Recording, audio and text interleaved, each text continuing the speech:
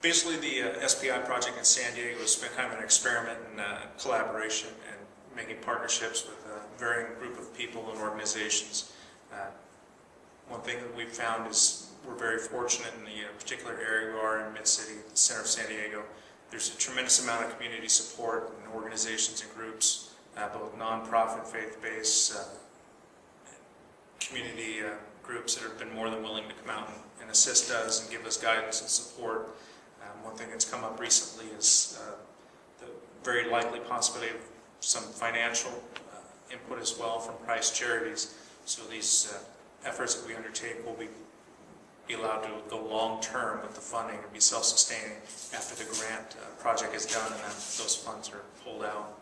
We've also formed partnerships with a wide variety of organizations within law enforcement, the FBI, Regional Theft Task Force, Department of Corrections, San Diego County Probation, and quite a few, and it's made it a much smoother process in getting things done. And Lieutenant Stetson will talk about some of the efforts inside of our department.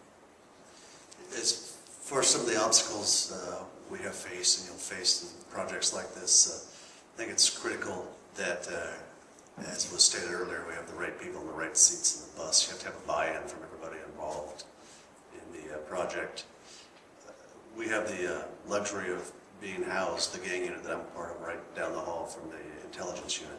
So we form a pretty good relationship and share intelligence very well.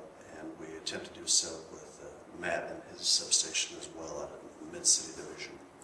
But I think it's a critical component is to communicate with everyone that's involved in it and make sure we're all bought in. And we're kind of leaning on the people below us to do what's tasked of them in this project.